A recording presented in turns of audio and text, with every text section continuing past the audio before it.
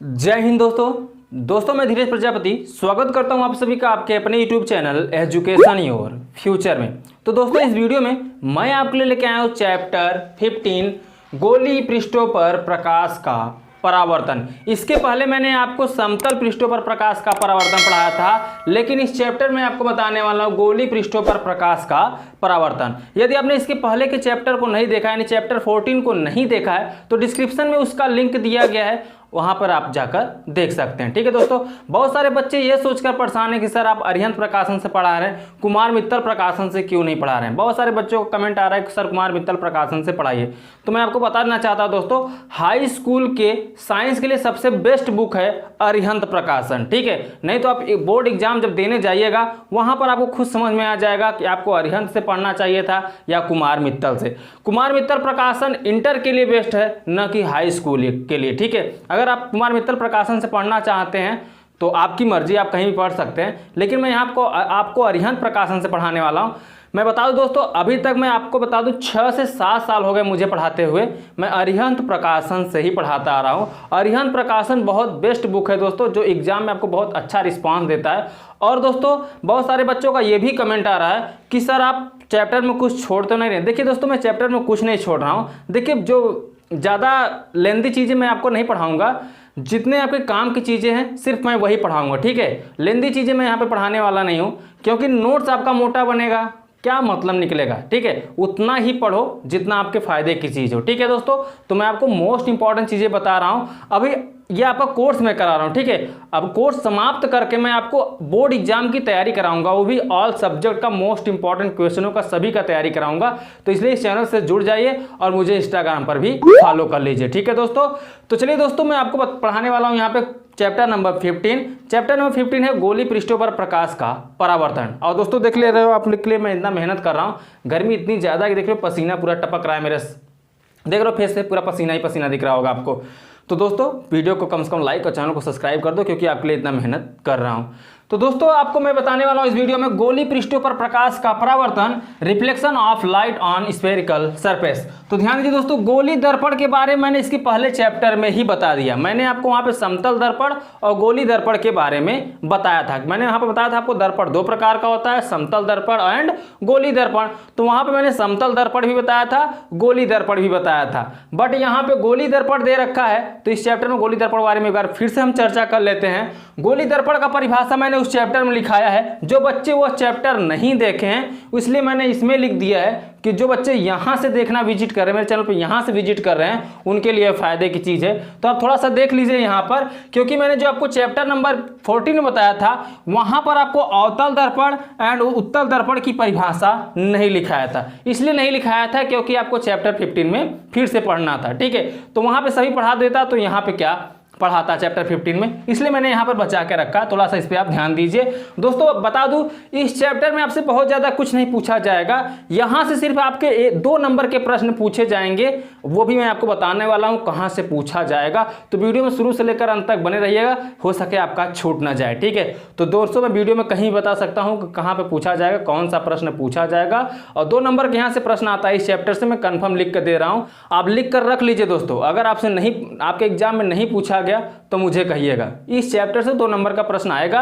वो क्या क्या पूछा जाएगा मैं आपको अभी बता देता हूं। ठीक है, अभी आगे वीडियो में बता देता हूं। तो पहले आप समझ लीजिए गोली दर्पण किसे कहते हैं। गोली दर्पण इसके पहले बताया जा चुका है, पहले आप इसकी परिभाषा को समझ लीजिए। यदि किसी खोखले गोले को काटकर उसके एक पृष्ठ पर चांदी की पॉलिश कर दी जाए तो प्राप्त दर्पण गोलीय दर्पण कहलाता है। क्या बोल रहा है, यदि किसी खोखले गोले को काट कर उसके एक पृष्ठ पर चांदी की पॉलिश कर दी जाए तो उसे हम क्या कहते हैं दोस्तों, गोलीय दर्पण कहते हैं। जैसे मान लीजिए खोखला गोला है, ठीक है, अब इस खोखले गोले को हम यहां से काट देते हैं। ठीक है, अगर हम यहां से काट दें तो ये 2 पार्टों में डिवाइड हो जाएगा। चलिए हम इसको 2 पार्ट में डिवाइड कर देते हैं। तब 2 पार्ट में जब डिवाइड करेंगे तो देखिए, अब इसके एक पार्ट पे अगर हम क्या कर दें, चांदी की पॉलिश कर दे, मान लेते हैं हम अंदर की तरफ पॉलिश कर देते हैं। ठीक है, तो अंदर की तरफ पॉलिश कर देंगे तो इसी को हम क्या कहते हैं दोस्तों, गोली दर्पण कहते हैं। ठीक है, समझ में आ गया। अब यह 2 प्रकार का होता है, पहला अवतल दर्पण, दूसरा उत्तल दर्पण। ठीक है, पहले वीडियो में इसके मैंने बता दिया, चैप्टर 14 बता दिया, इसके उपयोगों को मैंने लिखा दिया था, बताया था कहाँ कहाँ पर इनका उपयोग किया जाता है। यदि आप छोड़ दिए हैं तो वहाँ समझ लीजिए 1 नंबर आप छोड़कर आए हैं, ठीक है, उसको जाकर देख लीजिए। एग्जाम में एक एक नंबर बहुत इंपॉर्टेंट होता है, तो आप वहाँ पर आप जाकर देख लीजिए चैप्टर नंबर 14 नहीं देखें हैं तो।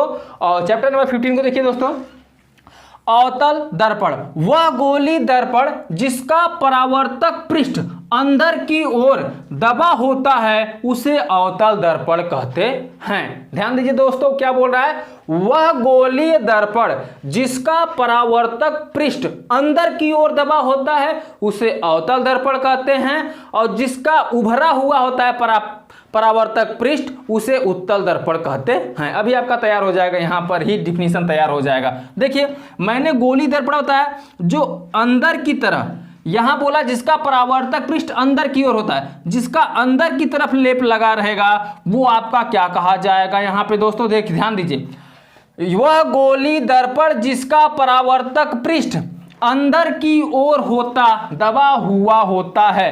तो अंदर की ओर दबा होने का मतलब चलिए समझ लीजिए। अब देखिए परावर्तक पृष्ठ, देखिए इसको बाहर की तरफ आपको पॉलिश करना है, ठीक है, किसकी तरफ पॉलिश करना है, बाहर की तरफ। अगर हम इसको बाहर की तरफ पॉलिश करेंगे तो यहां पर ये परावर्तक पृष्ठ होगा, यहां पर प्रकाश पड़ेगा तो क्या होगा, इसका परावर्तन होगा। यहां पर जब आपतित किरण आएंगी तो इसका क्या हो जाएगा, परावर्तित हो जाएगा, ठीक है। तो ये परावर्तक पृष्ठ है, परावर्तक पृष्ठ के पीछे हम क्या करते हैं, चांदी का पॉलिश करते हैं। और ये देखिए क्या होता है दोस्तों, अंदर की ओर दबा होता है, ठीक है। तो ये हो जाएगा आपका अवतल दर्पण। और उत्तल दर्पण समझ लीजिए, वह गोली दर्पण जिसका परावर्तक पृष्ठ बाहर की ओर उभरा होता है। तो देखिए इसका परावर्तक पृष्ठ जो है वो बाहर की ओर उभरा है। अब इस तरह अंदर की तरफ यहां पर देखिए चांदी की पॉलिश की गई है, तो जिसका उभरा हुआ परावर्तक पृष्ठ होगा वह उत्तल दर्पण, और जिसका दोस्तों अंदर की तरफ परावर्तक पृष्ठ होगा तो अवतल दर्पण। इतना याद रखिएगा, ठीक है, समझ आ गया।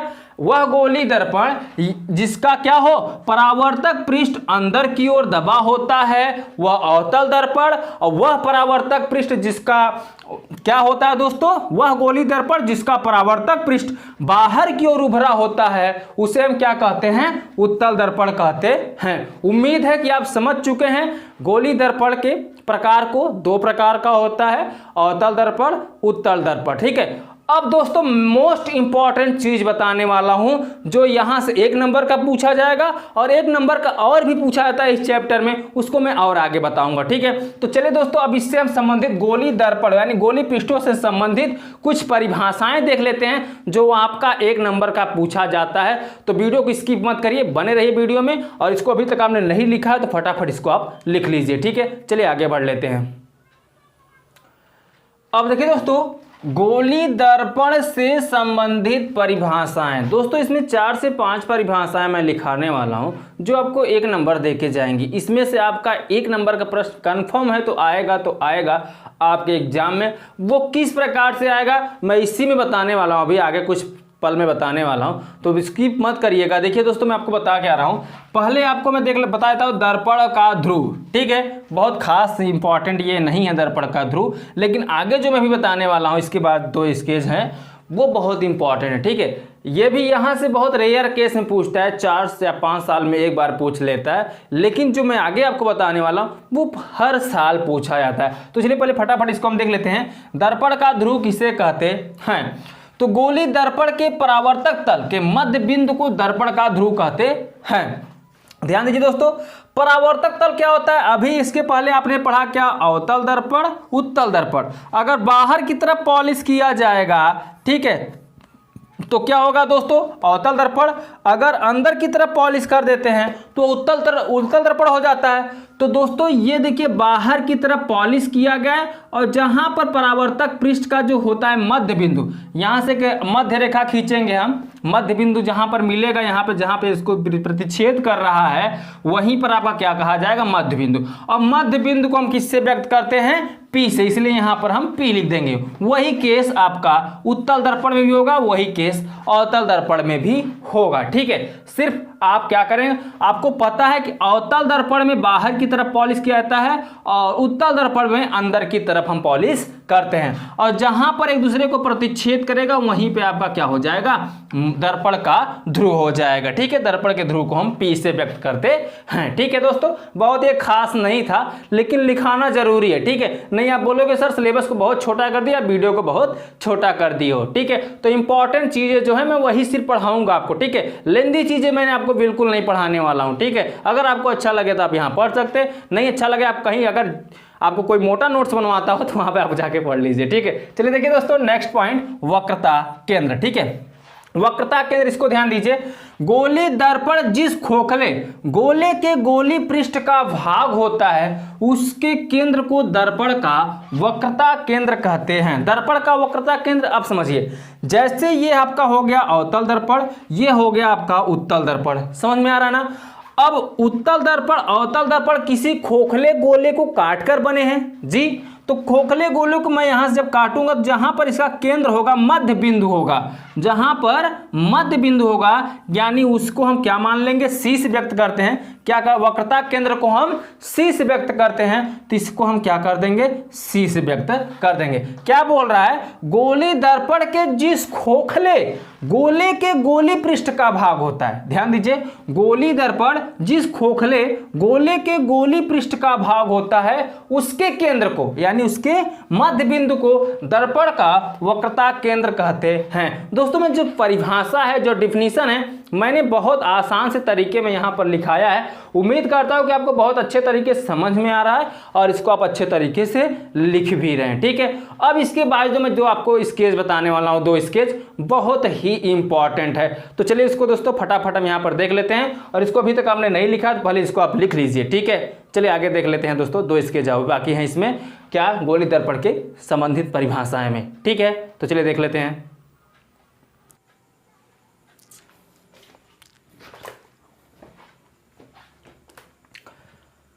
अब देखिए दोस्तों तीसरा पॉइंट, तीसरा है आपका वक्रता त्रिज्या। वक्रता त्रिज्या किसे कहते हैं, ध्यान दीजिए, दर्पण के ध्रुव और वक्रता केंद्र के बीच की दूरी को वक्रता त्रिज्या कहते हैं। खोखले गोले को आप ले लीजिए, ये आपका होता है दर्पण का ध्रुव, जहां पर दोस्तों आपका परावर्तक पृष्ठ जहां पर उसको मध्य बिंदु पर मिलता है आपसे मध्य रेखा पर, वही आपका क्या होता है दोस्तों, आपका बताया दर्पण का ध्रुव, और वक्रता केंद्र मध्य में होता है। अब इसके बीच की दूरी को हम क्या कहते हैं, वक्रता त्रिज्या। त्रिज्या को हम R से व्यक्त करते हैं, इसलिए मैंने यहाँ पे R दिखा रखा है। सेम प्रोसेस उत्तल दर्पण में भी रहेगा। तो ध्यान दीजिए दोस्तों, वक्रता त्रिज्या का परिभाषा क्या होता है, दर्पण के ध्रुव और वक्रता केंद्र के बीच की दूरी को वक्रता त्रिज्या कहते हैं। यानी दर्पण के ध्रुव और वक्रता केंद्र के बीच की दूरी को हम क्या कहते हैं, हम बोलते हैं क्या दोस्तों, वक्रता त्रिज्या। ठीक है, यहां पर वक्रता केंद्र और दर्पण के ध्रुव के बीच की दूरी को हम बोलते हैं क्या, वक्रता त्रिज्या। इतना क्लियर हो गया। अब देखिए दोस्तों, ये जो चौथा पॉइंट है वेरी वेरी इंपॉर्टेंट है, इसको आपको जरूर लिखना होगा। ठीक है, बाकी आप सभी को लिखे हो अपने नोट्स में या नहीं लिखे हो, लेकिन इसको लिखना मत भूलिएगा, ये बहुत इंपॉर्टेंट है, ये 1 नंबर देकर ही जाएगा, चाहे जहां से, यहां से क्वेश्चन आना तय है, चाहे जहां से। अब किस प्रकार से क्वेश्चन इसे पूछा जाएगा वो भी मैं बताने वाला हूं। ठीक है, जरूरी नहीं कि न्यूमेरिकल पूछा जाएगा, न्यूमेरिकल नहीं पूछा जाएगा, बहुत कुछ पूछा जा सकता है यहाँ से। चलिए ध्यान दीजिए किस तरीके से पूछा जाएगा। पहले हम इसकी परिभाषा को ध्यान दीजिए, हो सकता है आपसे परिभाषा ही पूछ ले 1 नंबर का, तो पूछेगा किस तरफ से, ध्यान दीजिए, पूछेगा दर्पण के ध्रुव और फोकस के बीच की दूरी को दर्पण की फोकस दूरी कहते हैं। दर्पण का ध्रुव यानी जो ये P है, ठीक है, और फोकस दूरी के बीच को, जहां से इस पे फोकस डाला जाएगा दर्पण का, उसके बीच को दूरी को, मान लीजिए यहां से फोकस डाल रहा है तो यहां से बीच की दूरी को हम क्या कहते हैं, फोकस दूरी कहते हैं। इसको हम F से व्यक्त करते हैं। फोकस दूरी को किससे व्यक्त करते हैं, F से व्यक्त करते हैं। तो फोकस दूरी बराबर आपका फार्मूला होता है 1/2 वक्रता त्रिज्या। ठीक है, अगर वक्रता त्रिज्या आधा है, देखिए यहां से यहां तक की दूरी को हम क्या कहते हैं, वक्रता त्रिज्या। अगर हम पूरा कर दें तो ये फोकस दूरी के क्या हो जाएगा, बराबर हो जाएगा। 2 वक्रता त्रिज्या को जोड़कर एक फोकस दूरी बनती है। ठीक है, यानी वक्रता त्रिज्या के दुगना होता है क्या, फोकस दूरी। ठीक है, अगर वक्रता त्रिज्या निकालोगे तो फोकस दूरी वक्रता त्रिज्या की कितनी होती है, 2 गुनी होती है, याद रखिएगा। ठीक है, तो फोकस दूरी बराबर 1/2 वक्रता त्रिज्या निकलेगा।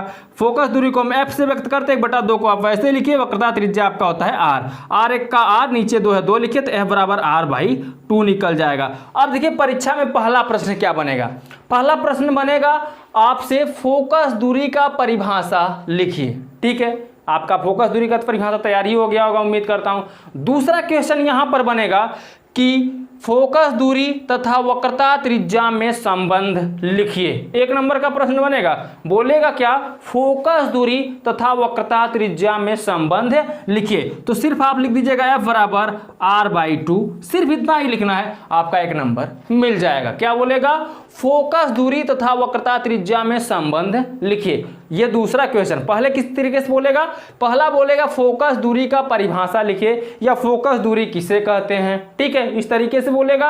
अगर ऐसे नहीं बोलेगा आपके एग्जाम में तो क्या बोलेगा दोस्तों, फोकस दूरी तथा वक्रता त्रिज्या में संबंध लिखिए। तो f बराबर क्या निकलेगा, r/2, इनका संबंध होता है।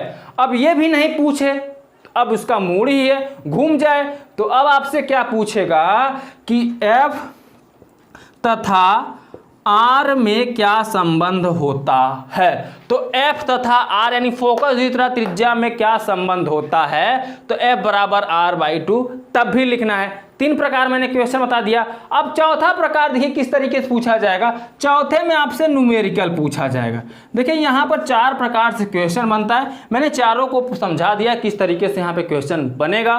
तो चौथे में आपसे बोल देगा एक अवतल, देखिए ये भी बहुविकल्पिक रूप में आएगा, अगर आपके एग्जाम में आएगा तो ये बहुविकल्पिक रूप में आएगा, नहीं तो अतिलघुत्तरीय रूप के रूप में आएगा। ठीक है, तो बोला रहेगा एक अवतल दर्पण की वक्रता त्रिज्या कितनी है, 10 सेंटीमीटर है, इसकी फोकस दूरी क्या होगी या इसकी फोकस दूरी होगी। तो वक्रता त्रिज्या दे रखा है, वक्रता त्रिज्या मैंने बताया क्या, r बराबर 10 सेंटीमीटर। लेकिन थोड़ा खिसक क्या है, देखिए कौन सा दर्पण बोला है, अवतल दर्पण। अगर अवतल दर्पण की बात करेगा तो वक्रता त्रिज्या हो या फोकस दूरी हो माइनस में लिया जाएगा। अवतल दर्पण की बात करेगा तो चाहे आपका क्या हो, वक्रता त्रिज्या हो या अवतल दर्पण हो, माइनस में लिया जाएगा, जिसके पहले आप माइनस लगा दीजिएगा। ठीक है, अब क्यों लिया जाएगा अभी मैं आगे समझा दूंगा। ठीक है, अभी मैं बहुत सारे डेफिनेशन को लिखाने वाला हूं, तो आप पहले यहां पे बस न्यूमेरिकल को समझिए। वक्रता त्रिज्या दिया 10 सेंटीमीटर, अवतल दर्पण बोला इसलिए यहाँ पे माइनस लग जाएगा। अगर यही उत्तल दर्पण बोला होता तो यहाँ पे हम माइनस नहीं लगाते। याद रखिएगा एग्जाम में सिर्फ यही आप गलती करके आओगे अगर आप नहीं ध्यान से देखोगे तो। अवतल दर्पण बोलेगा तो आपको यहाँ पे माइनस लगा देना है, उत्तल दर्पण बोलेगा तो आपको यहाँ पे कोई चिन्ह नहीं लगाना है। फिर आपसे बोला वक्रता त्रिज्या 10 सेंटीमीटर है तो इसकी फोकस दूरी होगी, फोकस दूरी यानी f आपसे पूछ रहा है, तो f बराबर आप कर दीजिए क्वेश्चन मार्क। अब देखिए r और f में क्या संबंध है, तो मैंने आपको f और r में संबंध लिखा दिया। क्या होता है, f बराबर r/2। तो f बराबर निकालोगे, r की वैल्यू -10 है और 2 नीचे रहेगा, 2 पंचे 10, तो f बराबर यहाँ पे माइनस से माइनस लिख दीजिए 5 आएगा। तो f बराबर 5 सेंटीमीटर। देखिए क्वेश्चन सेंटीमीटर में दिया है तो आप मात्रक भी यहाँ पर भी सेंटीमीटर ही लगाइएगा। ठीक है दोस्तों, समझ गए। उम्मीद करता हूँ कि आपको बहुत अच्छे से यहाँ तक समझ में आ गया। दोस्तों फटाफट आप इसको लिख लीजिए। तो चलिए दोस्तों हम चलते हैं नेक्स्ट स्केच पर। अब देखिए दोस्तों, गोली दर्पणों द्वारा परावर्तन के लिए चिन्ह परपाटी। ठीक है दोस्तों, गोली दर्पणों द्वारा परावर्तन के लिए चिन्ह परिपाटी क्या है, ध्यान दीजिए। चिन्ह किस तरीके देखिए, पहला है आपका दोस्तों, दर्पण पर प्रकाश किरणें सदैव बाईं ओर से आपतित होती हैं। मान लीजिए दोस्तों क्या है ये आपका अवतल दर्पण। ठीक है, ये आपका क्या है, अवतल दर्पण। तो अवतल दर्पण प्रकाश किरणें हमेशा कहाँ पर होती हैं, चाहे अवतल दर्पण हो चाहे उत्तल दर्पण हो, हमेशा प्रकाश क्या होंगी, बाईं ओर से आपतित होती हैं। इतना समझ में आ गया। चलिए और आगे दूसरे पॉइंट को समझ लेते हैं। सभी दूरियां दर्पण के ध्रुव कहाँ होता है दोस्तों, जहां पर ये अक्ष काटता है वहीं पर क्या होता है, ध्रुव। मैंने आपका ध्रुव का परिभाषा लिखा दिया है, मुख्य अक्ष के साथ नापी जाती है। यह दूरी जो होती है मुख्य अक्ष के साथ नापी जाती है। ठीक है, इसके पहले मैंने बता रखा है। अब देखिए तीसरा पॉइंट है, आपतित किरण की दिशा में नापी गई दूरी। आपतित किरण मतलब आने वाली प्रकाश की किरणें, धनात्मक तथा आपतित किरण के विपरीत दिशा में नापी गई दूरियां ऋणात्मक होती हैं।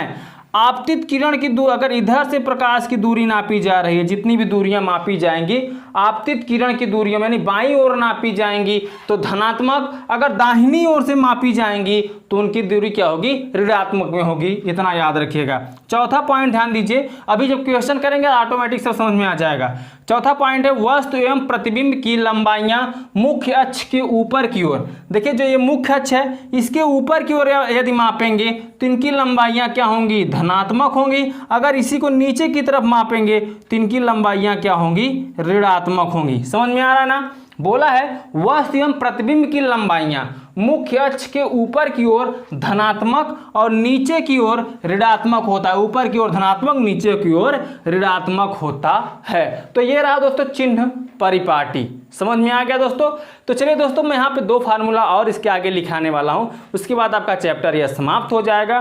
बचे हुए न्यूमेरिकलों को मैं अगले वीडियो में कराऊंगा। ठीक है दोस्तों। तो चलिए फटाफट हम दोनों फार्मूलों को यहाँ पर लिखा देते हैं।